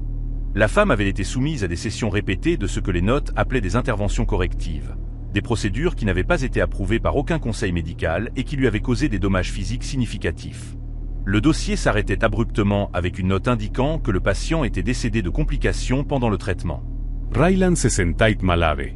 Il a ramassé un autre dossier, puis un autre, et a trouvé des histoires similaires.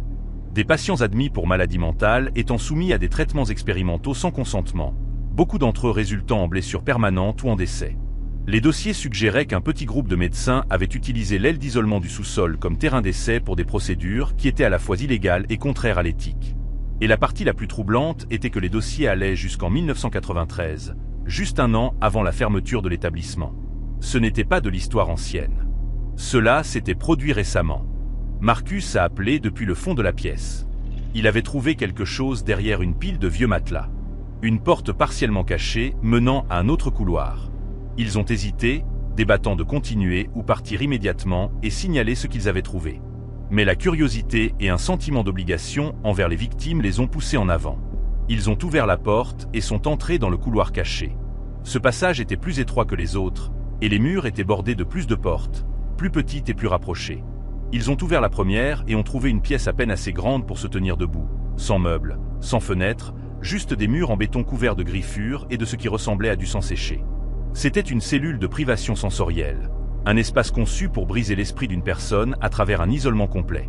Ils ont trouvé des pièces similaires tout le long du couloir, chacune plus horrible que la dernière. Dans une, les murs étaient capitonnés mais déchirés, le rembourrage débordant comme des plaies exposées. Dans une autre, il y avait des chaînes pendant du plafond, rouillées mais encore fonctionnelles. Au bout du couloir se trouvait une pièce plus grande, et quand ils sont entrés, ils sont tous tombés silencieux. C'était clairement une sorte de salle d'opération, mais c'était différent de toute installation médicale que Raylan avait jamais vue. La table au centre était équipée de contraintes à chaque articulation, conçues pour maintenir un patient complètement immobile. Entourant la table étaient des étagères remplies de bouteilles et de bocaux, beaucoup d'entre eux contenant encore des liquides ou des substances que Raylan ne pouvait pas identifier. Sur un mur se trouvait un grand miroir, et Raylan a réalisé avec une horreur croissante que c'était un miroir sans teint. Quelqu'un avait regardé de l'autre côté. Ils ont trouvé la salle d'observation à travers une petite porte cachée derrière un placard. C'était un espace exigu avec un bureau, une chaise et un classeur. Sur le bureau étaient des carnets, des dizaines d'entre eux, remplis d'observations détaillées écrites dans la même écriture clinique qu'ils avaient vue dans les dossiers des patients. Les notes décrivaient des procédures dans un détail exquis, documentant les réactions des patients à divers traitements, notant les heures, les dosages et les résultats. Beaucoup d'entrées se terminaient par la même conclusion, sujet décédé. Les carnets remontaient à des décennies, suggérant que cela se passait depuis bien plus longtemps que quiconque ne le savait. Mais la découverte la plus glaçante était sur la dernière page du carnet le plus récent. Elle était datée d'il y a seulement 3 mois. L'entrée décrivait l'établissement comme inactif mais entretenu et notait que les matériaux avaient été sécurisés pour un usage futur. Raylan a senti son sang se glacer. Quelqu'un avait été ici récemment. Quelqu'un avait entretenu cet espace, le gardant prêt, peut-être planifiant de l'utiliser à nouveau. Ils ont pris autant de photographies qu'ils le pouvaient, documentant chaque pièce, chaque dossier, chaque pièce à conviction qu'ils trouvaient. Puis ils sont partis, se déplaçant rapidement à travers le sous-sol et remontant vers le rez-de-chaussée. Alors qu'ils atteignaient la sortie, Raylan a entendu quelque chose qui l'a fait s'arrêter.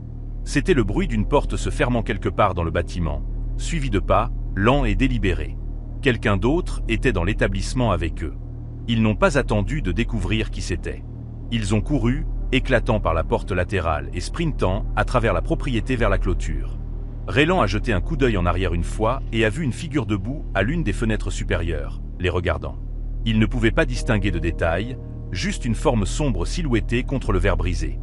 Ils n'ont pas arrêté de courir jusqu'à ce qu'ils atteignent la voiture, et même alors ils sont restés assis en silence pendant plusieurs minutes, essayant de traiter ce qu'ils avaient vu. Raylan a signalé leur découverte à la police dès qu'ils sont revenus en ville. Il leur a fourni les photographies, a décrit les pièces et les dossiers, et a expliqué que quelqu'un avait entretenu l'établissement récemment. La police a pris le rapport au sérieux et en quelques jours une enquête complète a été lancée.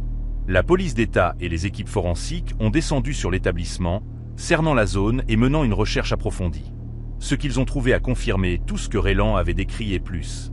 Le sous-sol contenait des preuves de décennies d'expérimentation médicale illégale et d'abus. Les dossiers des patients documentaient des centaines de cas, dont beaucoup n'avaient jamais été signalés ou enquêtés. Les corps de plusieurs patients qui avaient été listés comme transférés vers d'autres établissements ont été découverts enterrés sur la propriété. Et le plus troublant de tout, l'analyse forensique a confirmé que quelqu'un avait effectivement été dans l'établissement au cours des derniers mois, entretenant l'équipement et organisant les dossiers comme s'il préparait à reprendre les opérations. Mais malgré l'enquête étendue, aucune arrestation n'a jamais été faite. Les médecins qui avaient été responsables des crimes originaux étaient soit morts, soit ne pouvaient pas être identifiés de façon définitive basée sur les registres. Et qui que soit qui avait entretenu l'établissement récemment n'avait laissé aucune empreinte digitale, aucun ADN, aucune preuve qui pourrait mener à leur identification. L'établissement a été scellé de façon permanente, les entrées murées, et la propriété clôturée avec une sécurité lourde. Mais Raylan savait que la vérité était toujours là-bas, enterrée dans des registres et des mémoires que les gens avaient peur de découvrir. À ce jour, Raylan ne peut pas se débarrasser du souvenir de cette figure à la fenêtre, les regardant partir. Il se demande qui c'était, si c'était l'un des auteurs originaux ou quelqu'un de nouveau qui avait découvert l'établissement et son sombre but. Et il se demande combien d'autres endroits comme celui-ci existent, cachés en pleine vue, où des horreurs ont été commises puis oubliées, attendant d'être découvertes par quelqu'un assez brave ou assez fou pour regarder, sachant que certaines chambres de torture modernes continuent d'exister dans l'ombre, prêtes à être réactivées par des mains invisibles. Sienna n'avait jamais été du genre à s'effrayer facilement. Elle avait gardé des maisons des dizaines de fois pour des amis et des membres de la famille, toujours à l'aise de passer des nuits seules dans des endroits familiers. Alors quand l'amie de sa mère, une femme nommée Madame Brennan, lui a demandé si elle serait prête à rester dans sa ferme dans le comté rural de Lancaster pendant 2 semaines pendant qu'elle visitait sa fille en Ohio, Sienna acceptait sans hésitation. La paix était bonne, les responsabilités minimales. Juste nourrir les chats et arroser les plantes, et elle pouvait utiliser le temps tranquille pour travailler sur sa thèse de 3e cycle sans distraction. La ferme était vieille mais bien entretenue, une structure de 2 étages avec un bardage blanc et un porche qui faisait le tour. Elle se trouvait au bout d'une longue allée de gravier entourée de champs qui s'étendaient dans toutes les directions. Le voisin le plus proche était à plus d'1,5 km, ce qui convenait parfaitement à Sienna. Elle est arrivée un dimanche après-midi et Madame Brennan a passé 1 heure à lui faire visiter, expliquant où était tout et la présentant aux 2 chats qui semblaient indifférents à sa présence. Les premiers jours ont été sans incident. Sienna est tombée dans une routine facile, se réveillant tôt, faisant du café, passant la matinée à écrire, puis faisant de longues promenades à travers les champs l'après-midi.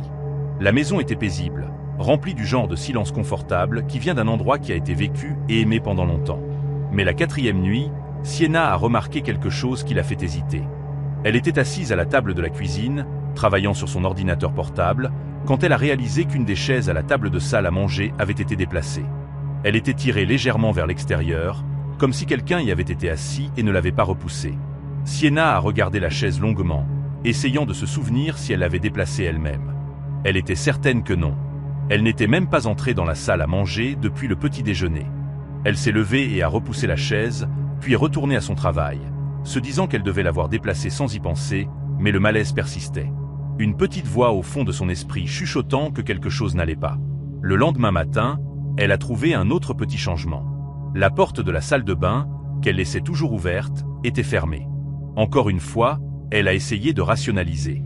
Peut-être que les chats s'étaient appuyés contre elle, ou peut-être qu'elle s'était fermée toute seule à cause d'un courant d'air, mais la porte était lourde et ne bougeait pas facilement. Sienna l'a ouverte et a vérifié la salle de bain, mais tout semblait normal. Elle se disait qu'elle était paranoïaque, que passer trop de temps seule lui faisait imaginer des choses. Mais les changements ont continué. Chaque jour apportait quelque chose de nouveau, quelque chose de petit mais indéniable. Un livre sur l'étagère qui avait été déplacé à un endroit différent. Une tasse dans la cuisine dont elle était certaine de l'avoir mise au lave-vaisselle, maintenant posée sur le comptoir. Une lumière dans le sous-sol qu'elle avait éteinte brillant faiblement quand elle passait près des escaliers. Aucun des changements n'était dramatique, mais ils étaient cohérents et ils commençaient à user sur ses nerfs. La 7e nuit, Sienna s'est réveillée à 3 heures du matin au bruit de pas. Ils étaient faibles, juste le craquement doux des planchers dans le couloir à l'extérieur de sa chambre. Elle est restée parfaitement immobile, écoutant, son cœur battant. Les pas se déplaçaient lentement, délibérément, d'un bout du couloir à l'autre, puis s'arrêtaient au haut des escaliers. Sienna a attendu, respirant à peine, mais le son n'est pas revenu. Elle s'est levée du lit et a ouvert la porte, projetant la lumière de son téléphone dans le couloir. Il était vide. Les 2 chats dormaient sur le canapé en bas, et il n'y avait personne d'autre dans la maison. Le lendemain matin, Sienna a trouvé des empreintes de pas boueuses sur le sol de la cuisine. Elles étaient petites, plus petites que les siennes, et elles menaient de la porte arrière aux escaliers du sous-sol. Sienna a senti une vague de peur froide la submerger. La porte arrière avait été verrouillée quand elle s'était couchée.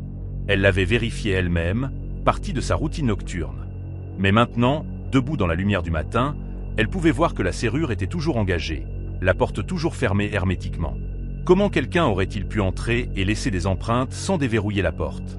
Sienna a suivi les empreintes jusqu'aux escaliers du sous-sol et a hésité en haut. Elle n'y était descendue qu'une fois le premier jour et ne l'avait pas aimé. Le sous-sol était inachevé, avec des poutres apparentes et un sol de terre dans certaines sections. Il sentait la moisissure et la vieille terre, et l'unique ampoule faisait peu pour illuminer l'espace. Mais les empreintes menaient en bas, et Sienna savait qu'elle devait les suivre.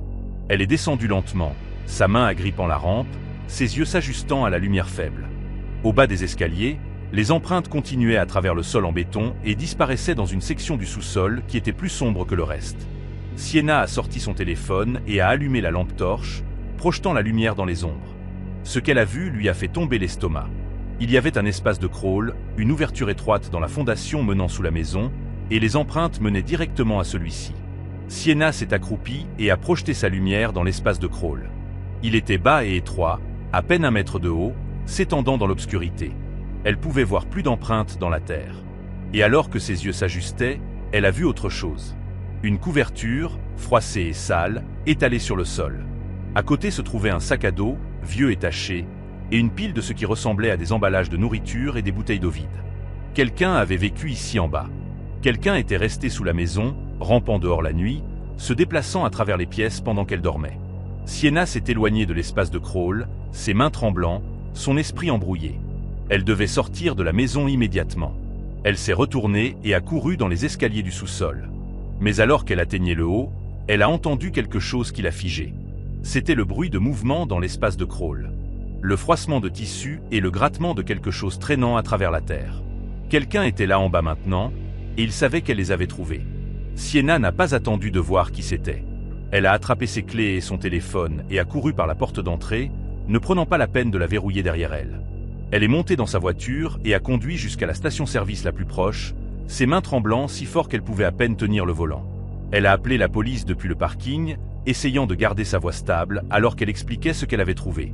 La répartitrice a pris ses informations et lui a dit de rester où elle était, que des officiers étaient en route vers la maison. 2 officiers de police sont arrivés à la station-service dans les 20 minutes et ont suivi Sienna de retour à la ferme.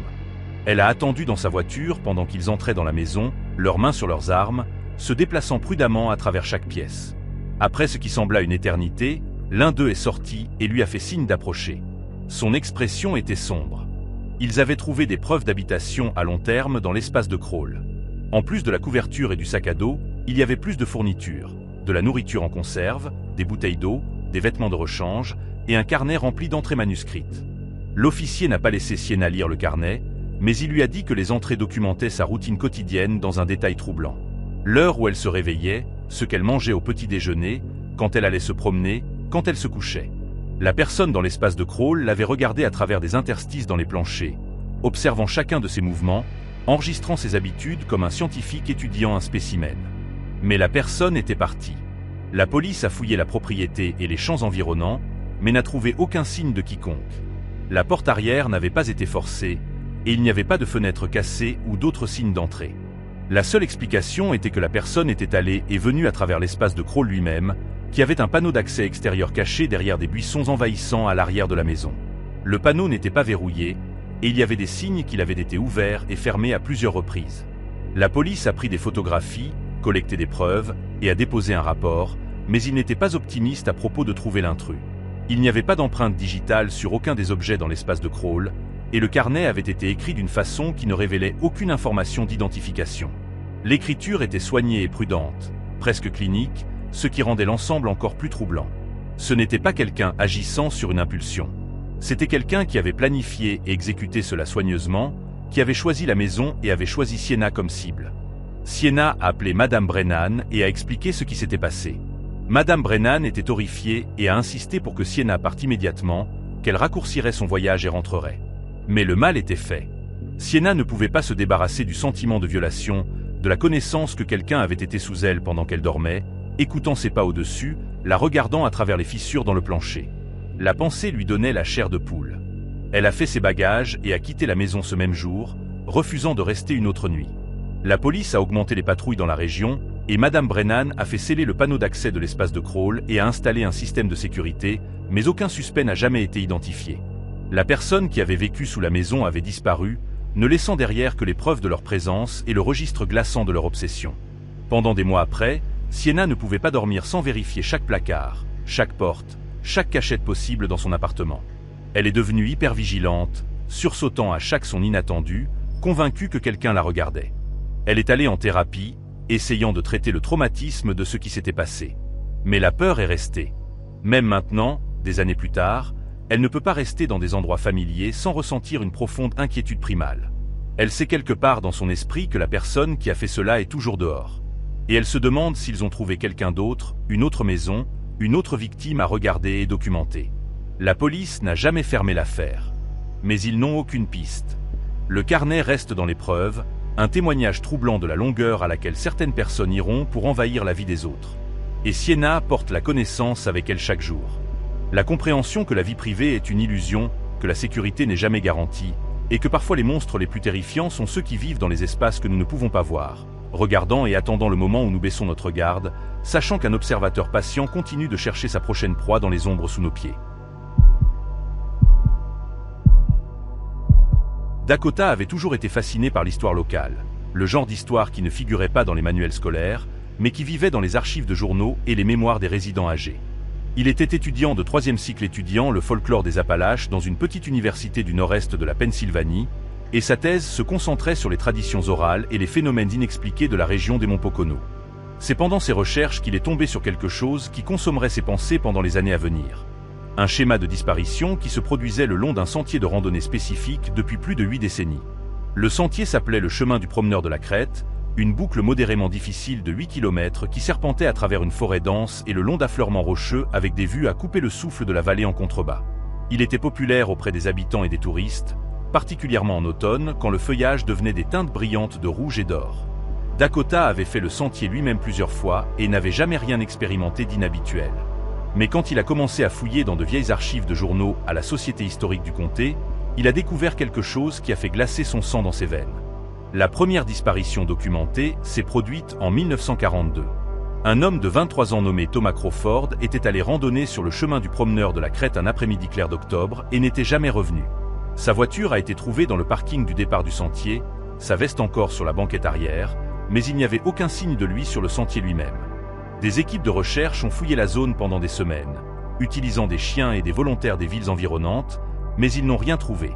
Pas de corps, pas de vêtements, pas de preuve de ce qui s'était passé. L'affaire a finalement été classée comme personne disparue et avec le temps, elle s'est effacée de la mémoire publique. Dakota a trouvé un deuxième cas de 1958. Une femme nommée Margaret Hollis, âgée de 35 ans, faisait de la randonnée sur le sentier avec son mari quand elle s'est arrêtée pour prendre une photographie. Son mari a marché en avant sur une courte distance et s'est retourné pour l'appeler, mais elle était partie. Il a retracé ses pas, cherchant frénétiquement, mais n'a trouvé aucune trace d'elle. Les autorités ont été appelées et une autre recherche extensive a été menée. Ils ont trouvé son appareil photo par terre où elle s'était tenue, mais Margaret elle-même avait disparu. L'affaire est restée non résolue. Alors que Dakota continuait ses recherches, il a trouvé plus de cas. En 1973, un adolescent a disparu pendant qu'il faisait de la randonnée avec sa troupe de scouts. En 1989, un randonneur expérimenté dans la cinquantaine a disparu sur le sentier et n'a jamais été retrouvé. En 2001, un jeune couple faisant de la randonnée ensemble a tous deux disparu, leur voiture toujours garée au départ du sentier, leurs affaires intactes. Et plus récemment, en 2019, une femme dans la quarantaine a disparu pendant qu'elle faisait une promenade matinale sur le sentier. Son téléphone a été trouvé sur le chemin, toujours allumé sans indication de ce qui lui était arrivé. Dakota a compilé une liste de tous les cas qu'il pouvait trouver, recoupant des articles de journaux, des rapports de police et des entretiens avec des membres de la famille des disparus. Au total, il a identifié 11 disparitions confirmées le long du chemin du promeneur de la Crête s'étendant de 1942 à 2019. Mais ce qui l'a le plus troublé était le schéma qu'il a découvert. Toutes les disparitions s'étaient produites en octobre, la plupart entre le 10 et le 20 du mois. Toutes les victimes étaient seules quand elles ont disparu, même si elles avaient commencé la randonnée avec d'autres. Et dans chaque cas où des preuves physiques avaient été laissées derrière, elles ont été trouvées dans la même zone générale du sentier, une section d'environ 3 km du départ du sentier, où le chemin courbait autour d'un affleurement rocheux connu localement comme le Point de l'Aigle. Dakota a décidé d'interviewer certains des résidents âgés de la région, des gens qui avaient vécu dans la région toute leur vie et qui pourraient se souvenir de détails qui n'avaient pas été enregistrés dans les documents officiels. Il a passé des semaines à conduire vers de petites villes et des maisons de retraite, assis dans des salons remplis de photographies et de souvenirs, écoutant des histoires sur le vieux temps. La plupart des gens à qui il a parlé se souvenaient d'au moins une ou deux des disparitions, bien que les détails soient souvent flous après tant d'années. Mais une femme, Eleanor Marsh, âgée de 92 ans, lui a dit quelque chose qui lui a envoyé des frissons dans le dos. Elle avait grandi dans la région et se souvenait quand le chemin du promeneur de la Crête avait été établi à la fin des années 1930. Avant que le sentier ne soit construit, la terre avait été considérée comme sacrée par les tribus amérindiennes locales, spécifiquement le peuple Lenape qui avait habité la région pendant des siècles avant la colonisation européenne. Selon Eleanor, il y avait eu un site d'enterrement près du Point de l'Aigle, et la construction du sentier l'avait perturbée. Elle a dit que sa grand-mère, qui était vivante quand le sentier a été construit, avait averti les gens de ne pas marcher sur ce chemin en octobre, que c'était le moment où les esprits étaient les plus actifs, quand la frontière entre les vivants et les morts était la plus mince. Dakota a demandé à Eleanor si elle connaissait d'autres disparitions qui n'avaient pas été officiellement signalées, des cas qui auraient pu être gardés secrets par les familles ou rejetés par les autorités. Eleanor est restée silencieuse un long moment, puis a hoché la tête. Elle lui a parlé d'une jeune fille qui avait disparu au début des années 1950, une enfant qui faisait de la randonnée avec sa famille et avait simplement disparu. La famille avait cherché pendant des jours, mais la fille n'avait jamais été retrouvée. Les autorités l'avaient écartée comme une attaque animale, supposant que l'enfant avait été emporté par un ours ou un puma, mais aucun corps n'avait jamais été récupéré.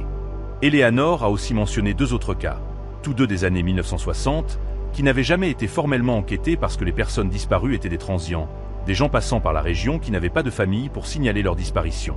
Armé de cette nouvelle information, Dakota est retourné à ses recherches avec une détermination renouvelée. Il a fouillé dans chaque registre disponible, cherchant d'autres cas qui pourraient correspondre au schéma. Il a trouvé des preuves d'au moins 3 autres disparitions qui n'avaient pas été largement signalées, toutes se produisant en octobre, tout le long du chemin du promeneur de la Crête. Le nombre total de personnes disparues s'élevait maintenant à 14, bien que Dakota soupçonne qu'il y en avait plus qui avaient simplement été oubliés ou jamais documentés. Il a décidé de visiter le sentier pendant octobre, spécifiquement le 15, la date où le plus de disparitions s'étaient produites. Il voulait voir la zone par lui-même, marcher sur le chemin et essayer de comprendre ce qui pourrait causer aux gens de disparaître. Il a apporté un appareil GPS, une caméra et une carte détaillée, et il s'est assuré de dire à plusieurs personnes où il allait et quand il prévoyait de revenir. Il ne prenait aucun risque. Le jour était couvert et frais avec une brume basse suspendue au-dessus de la forêt. Dakota a commencé la randonnée tôt le matin, se déplaçant à un rythme régulier, s'arrêtant fréquemment pour prendre des photographies et faire des notes. Le sentier était silencieux, inhabituellement. Il n'a rencontré aucun autre randonneur, ce qui était étrange pour un week-end d'octobre quand les couleurs d'automne étaient à leur apogée. Le silence était oppressant, brisé seulement par le bruit de ses pas et le froissement occasionnel des feuilles dans le vent. Quand il a atteint le Point de l'Aigle, Dakota a senti un changement dans l'atmosphère. L'air semblait plus lourd, plus froid, et il a ressenti un étrange sentiment de désorientation, comme s'il était entré dans un endroit qui existait légèrement hors de synchronisation avec le reste du monde. Il se tenait au bord de l'affleurement, regardant la vallée en contrebas, et a essayé d'imaginer ce que les personnes disparues avaient expérimenté dans leurs derniers moments. Avaient-elles ressenti cette même désorientation? Avaient-elles vu ou entendu quelque chose qui les avait attirées loin du sentier?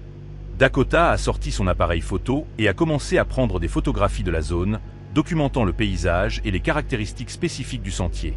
Alors qu'il ajustait les réglages sur son appareil, il a entendu un son qui l'a figé. C'était une voix, faible et distante, appelant dans une langue qu'il ne reconnaissait pas. La voix semblait venir de quelque part plus profondément dans la forêt, hors du sentier.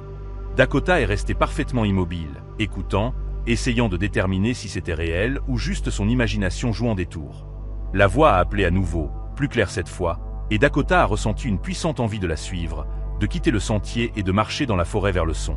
Il a fait un pas en avant, puis un autre, ses pieds se déplaçant presque sans pensée consciente.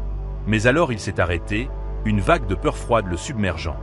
Il s'est souvenu des histoires qu'Eleanor lui avait racontées, les avertissements à propos des esprits et de la frontière entre les mondes. Il s'est souvenu des 14 personnes qui avaient disparu, qui avaient probablement entendu la même voix et l'avaient suivi dans la forêt, pour ne jamais revenir. Dakota s'est retourné et a marché rapidement dans l'autre sens sur le sentier, son cœur battant la chamade. Il n'a pas couru, mais il s'est déplacé avec détermination, mettant autant de distance que possible entre lui et le point de l'aigle. La voix a continué à appeler derrière lui, devenant plus faible à chaque pas, jusqu'à ce qu'elle s'estompe finalement entièrement. Dakota ne s'est pas arrêté jusqu'à ce qu'il atteigne le départ du sentier, ses mains tremblant, son souffle venant en halètement. Il est monté dans sa voiture et s'est éloigné, jetant un coup d'œil dans le rétroviseur comme s'il s'attendait à voir quelque chose le suivre. De retour à son appartement, Dakota a passé des semaines à analyser les données qu'il avait collectées. Il a découvert que le point de l'aigle se trouvait exactement au-dessus d'une faille géologique ancienne et que des mesures magnétiques de la zone montraient des anomalies inexplicables. Il a aussi trouvé des références dans les archives amérindiennes locales à un « lieu de passage », un endroit où les ancêtres croyaient que les âmes voyageaient entre les mondes. Dakota est maintenant convaincu que quelque chose d'ancien et de puissant habite cette section du sentier, quelque chose qui attire les voyageurs imprudents dans une dimension parallèle ou un état d'existence différent, les emportant pour toujours des rives du monde connu.